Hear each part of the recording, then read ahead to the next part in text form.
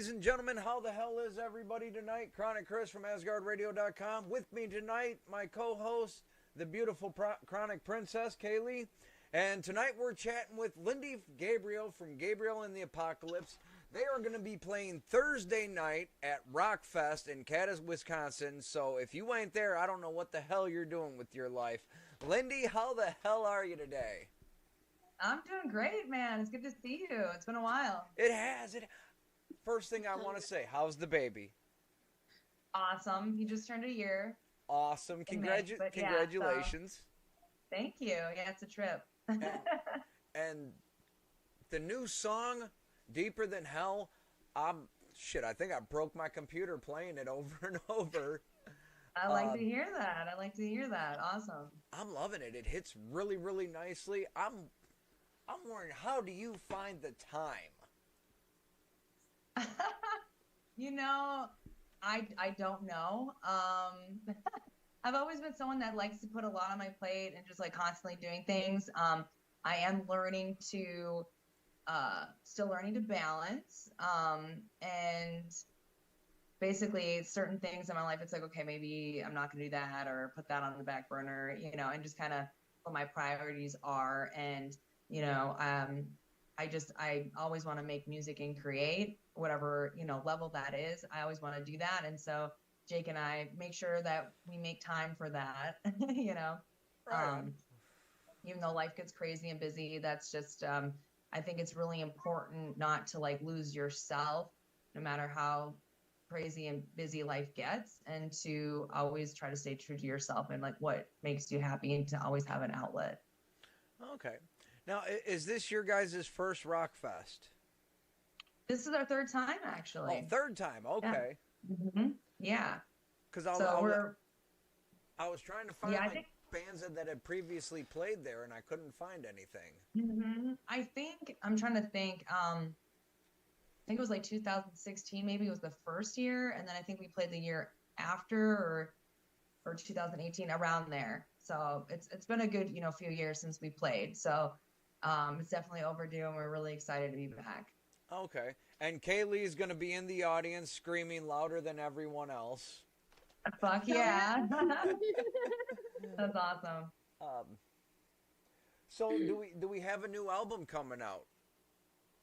We don't have a new album. We've decided, at least for a while, we just want to release singles. I think for now, it's the fastest way for us to release new music, and financially too. I think when you do a full album, like our last one, Alpha Bionic, there's a lot of money and time that goes into it. And I think what I learned, people have really short attention spans, and they're just like, oh yeah, that's great, I can't wait for your next stuff. And it's like, oh my God, you have no idea how much time and money went into this. Like, you know what I mean? So we thought, like, okay, we can like try to milk it if we just kind of release singles for a while, even though I love making full albums. I love doing, like themes and concepts and everything, and to tell a story. And I love what goes into it as far as like the liner notes and the artwork and everything. So for me, that's kind of, disappointing, because I love that. But I think that's just like the day and age right now in music where we are. So for now, it's going to be singles. The minute you guys said it was released, I went to iTunes and got it. Awesome. And I was thinking, a single, does that mean it's a single off a new album maybe? But yeah, we're just doing singles. I think just, some, we did Blunt Force Drama, Get Dragged. And for me, like personally, I kind of see these songs almost as like a trilogy, and they kind of have like the same like dark grit to them. So for me, I feel like those three songs kind of like go together as like this little puzzle. Could be part of a concept. Right. So, because I'm thinking if we end up releasing something, or even an EP, I would definitely like those three like connected. Okay. Because people, if you ain't seen the video for Blunt Force Drama, that's amazing. A lot of creativity, artwork went into that video. I haven't seen the video for Deeper Than Hell yet. I've just been listening to the song. I listened to it once, and then second time I isolate the guitar work. Third time I isolate the drum work, isolate the vocals, just so I can hear every aspect of the song from a different perception. No, that's really cool. And like we released it for like, yeah, Spotify, iTunes and everything.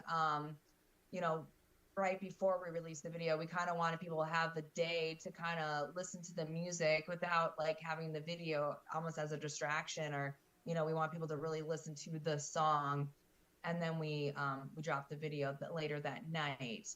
And for the video, we tried something different. Like my keyboard player, Joey Weiss, and we actually shot all the footage ourselves. He and I were like, hey, let's give this a stab. And it was on my birthday, and we went to a bondage club and invited a bunch of friends, and we're just had a good old time. Right on. And you're still up in Minnesota, right? Yep. Yeah. Okay. Yeah, because Kaylee was just saying, hey, I didn't know she's from Minneapolis. I was just there. Why didn't you stop and say hi? But, so we're excited for Rockfest. Got the new song. It's kicking ass. Other question. Are you still looking for a mic stand? I'm not. Okay. I mean, unless you're offering, yeah. Right now, I kind of just threw together this. It's actually my mom. She's been in bands even before I was born, and like there was this like stand that she had, and it wasn't even a mic stand, but I was like, I could use this as a mic stand. It was like something that she had just on stage to like hang on all her like tambourines and stuff on.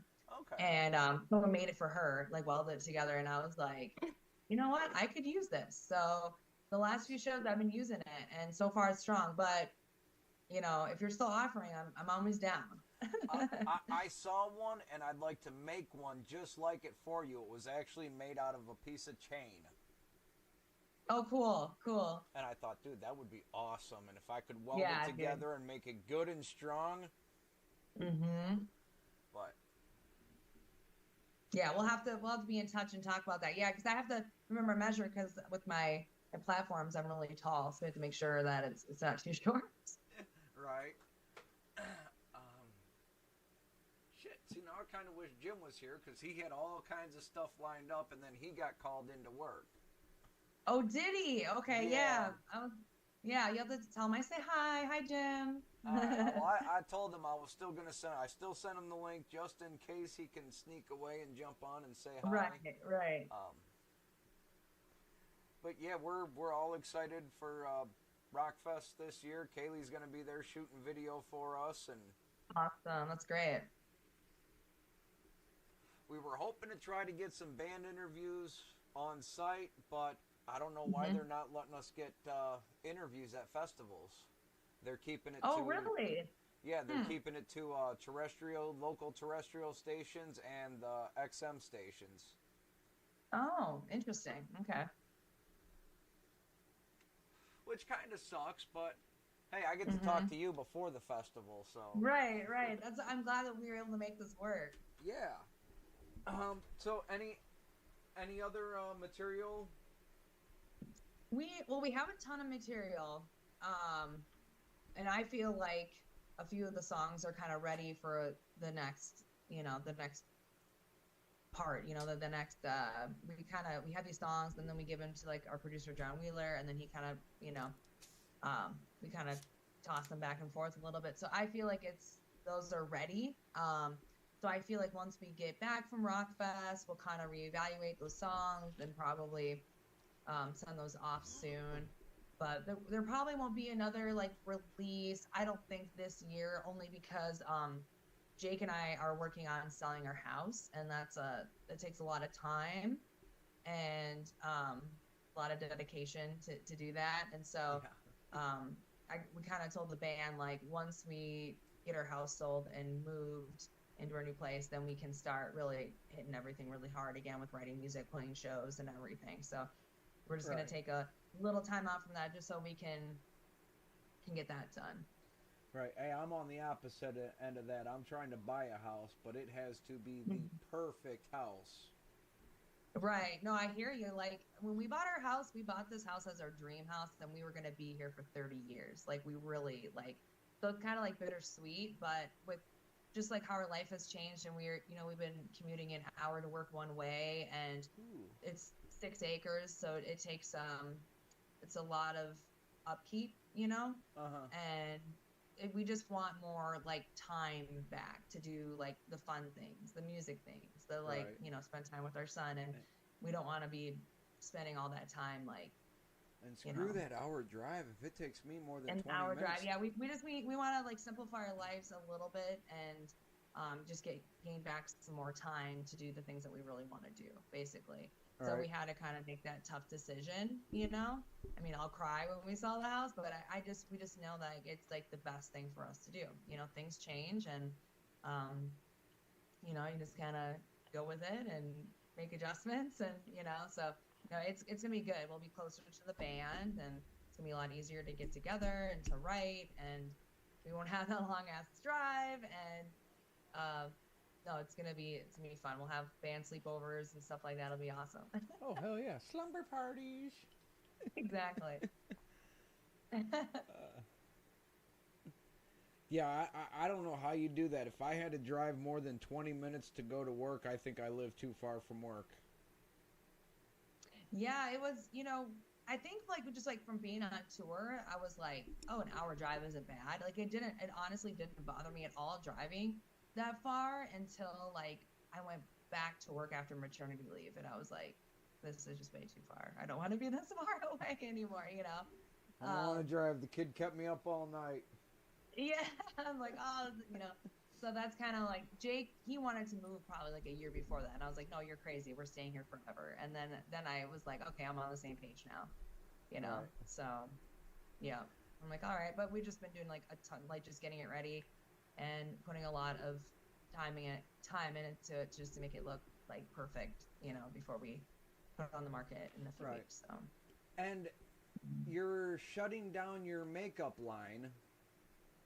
I am. I just, that was one thing, it just hasn't been as profitable as it used to be. It used to be really profitable, and it just hasn't. And even like with efforts with like new collections and this and that, and putting, you know, I put a lot of time and thought into the collections, and it just hasn't been what it had been. And I feel like, well, if it's not, you know, as profitable anymore, then I feel like I just need to let it go and just call it. And you know, maybe in a couple of years I'll come up with something else. I have learned a lot, you know, and maybe what things that I might be like do different in the future. So it's like bittersweet, because I loved like, you know, everything about Pink Noise and built that, you know, from the ground up, and but it just kind of has been kind of stagnant. So I'm like, all right, it's time to close shop on that. So ladies and gentlemen, get your Pink Noise products before they're completely gone. Yes, I everything is like super cheap right now, and I'll be shutting down the site probably in the next like month or so.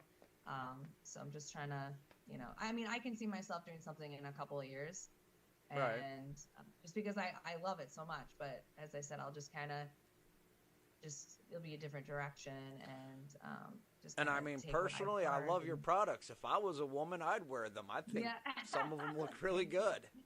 Oh, thank you. So yeah, we'll see what the future holds. Yeah, that was going to be my next question. After Rockfest, what are the plans? Yeah, I think you know, after we sell the house, we're gonna really hit it hard with like getting all these songs that we have on the back burner, just like get them complete and release them. We want to start releasing singles like quicker. You know, we released 2 singles this year. One was it last year. So we'd like to release at least 3 to 4 a year. So that's kind of the goal. And I'm looking into doing a tour next year.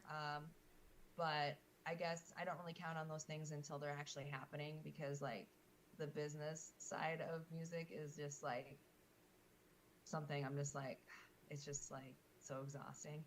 Exhausting, headache. Yeah. So I'm just like, okay, we'll see, you know. But I would love to go on tour again. It would just have to make sense, and you know, be the right timing, the right tour. But I'm totally down for it. You know, I miss going out and causing a ruckus, and so it would be cool to do that again. Well, if you go on tour, come to Louisville or Nashville or I'll be there. Mhm. Yes, I would fucking love to. Would love to. I know like people have been asking, we haven't toured since like really it was when COVID was like unfolding when we were on that was the last time we were actually on the road. Like we played shows since then, but we haven't actually been on like a tour since then. Right. So, Well, but yeah, definitely we're miss still it. having the after effects from that. I mean, bands, Hmm. independent musicians, I think they got screwed over the worst. I mean, Right. I because mean, it just took the momentum that we had. It took that momentum. Like we were, promoting Alpha Bionic, and as I said, how much time and money went into that record, and then the promotion was cut short because of that, and it just like we couldn't tour. It just like fucking yeah, everything was a halt, and it's really unfortunate. And I think just so much has changed in general. But I think as I said, I want to tour, but I kind of know like going out again, like what I don't want to do and like what I do want to do. So I think, everything, it would have to be like the perfect scenario for us to go out again. So I do want to go out again. So, right. fingers crossed. And I'm glad you guys made it through, still together, still making music. Because I mean, COVID killed a lot of independent bands. They couldn't write or they couldn't make music. They couldn't tour. There was nothing they could do, Mhm. so they just found day jobs. Right. And like the thing, it was just crazy because I remember doing an interview. I don't remember who it was with during COVID. And I was like, yeah, some bands aren't going to survive this. And like, um, there during that time, the, me and like my other band members that, I was super close to, like our band, I was took pride in like how close we were. Like I'm like, we're the closest a band could get. Like we were a fucking gang. And through all that shit in COVID, it created this huge disconnect. And so like Jake and I replaced like three people, like Right. that, because it was just like, what the fuck? Like there's this huge disconnect. We are just not getting on the same page. There's all these arguments, like shit that's like was never an issue before. Like, so um that definitely like stirred up this thing that was really foreign to me. Like, what the fuck is going on? Like, what? And in order to survive, in order for Game of the Apocalypse to keep going, like we had to be like, sorry guys, like we're not going to be able to continue as a band if we just keep on fighting back and forth. It had been a year and there was like nothing, there's no productivity, nothing. We were completing anything. And so I was like, well, at this point, like we're gonna have to move on from you guys if we want Game of the Apocalypse as a band to keep going and survive. Otherwise, like there's no way we would have been here and I would be talking to you, because it just would have fucking imploded and it would have been done. Right. So we had to call it and be like, this is what we have to do. As hard as that was, it's just we had to. And it's not easy. I mean, I was trying to start a band a little while back, and it's not easy to find people that you can just be on the same level consistently with. Oh my God, it's not, dude. It is so tough. We've even had people since where it's like, oh yeah, this is gonna be great, and then it's like people get fucking weird, man. Or like people like don't say what they're gonna, they say they're gonna do something, they don't fucking do it. So yeah, it does take a lot of effort to just yeah, keep it going. And because it is really hard to find people that you connect with, you're on the same page with, you understand, you have that chemistry with. Like it is so fucking hard to find. Yeah. So And then your drummer wants to write a song for the album. yeah. Right.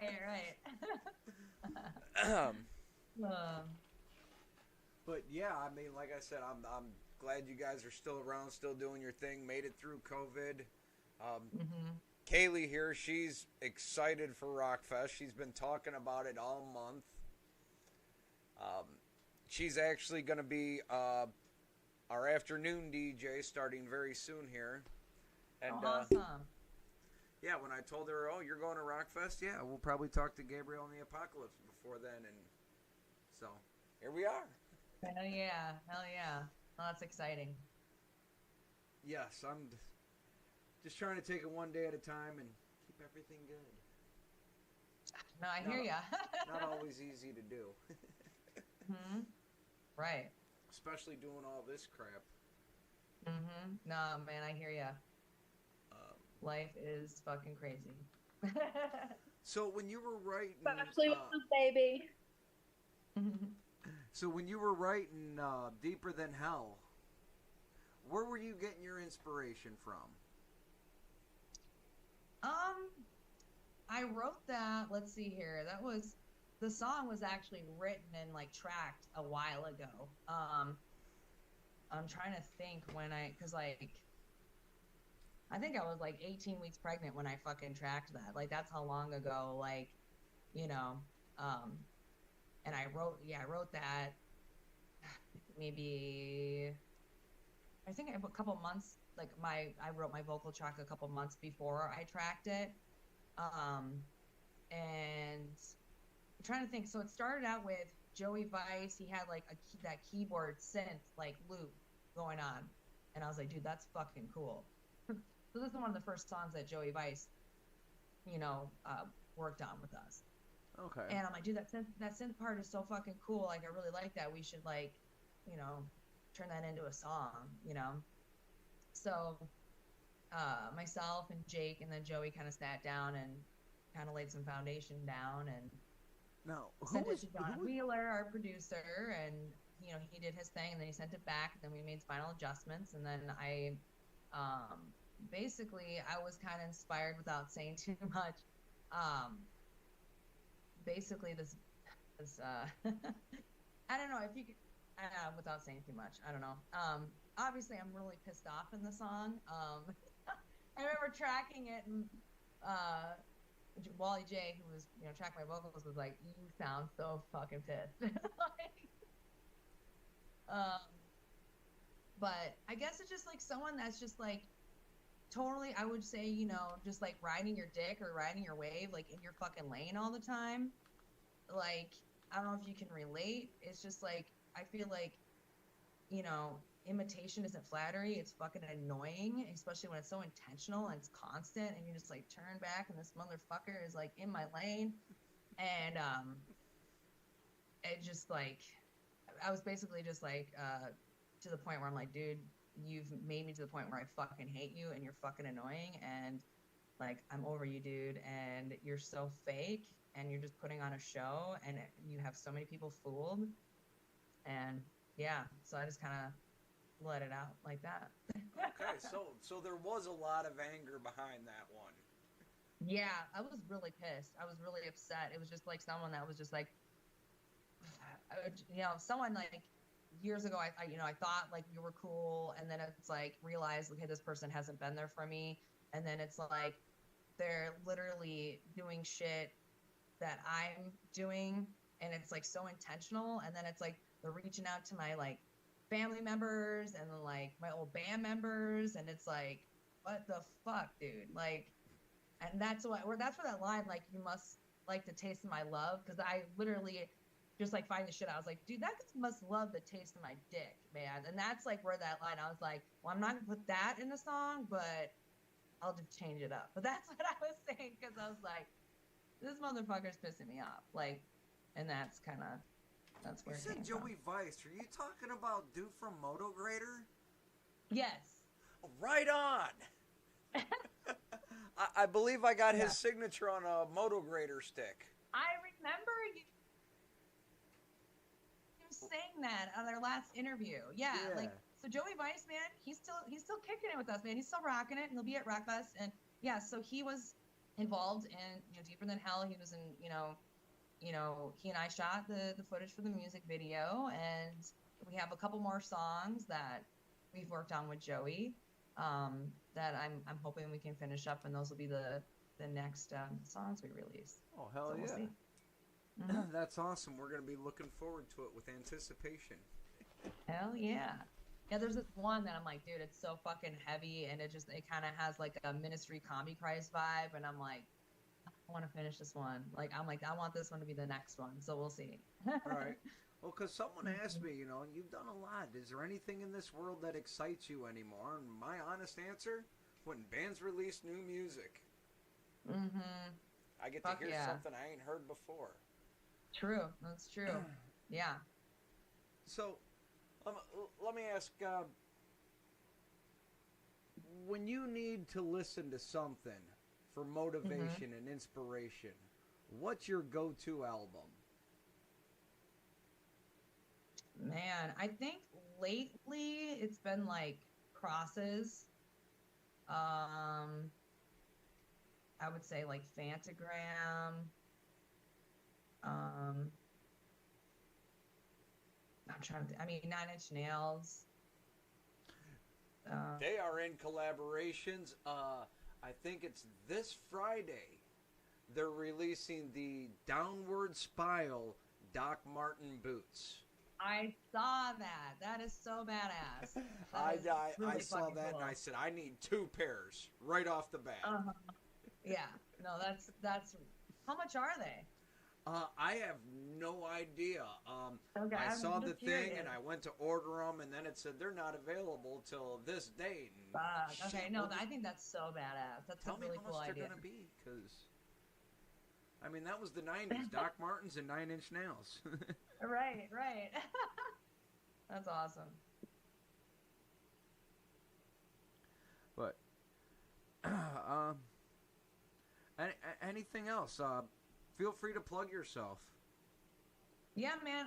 Just check out our YouTube channel, Gabriel the Apocalypse. You can check out like our catalog of videos and our collection of videos, and our Facebook, Gabriel the Apocalypse. We have TikTok now, Instagram, all that fun stuff, and I run all that. So I try to message people back or comment back with people, and that's something that I really enjoy, is having that personal relationship with our fans and people that connect with our music. And so Right on.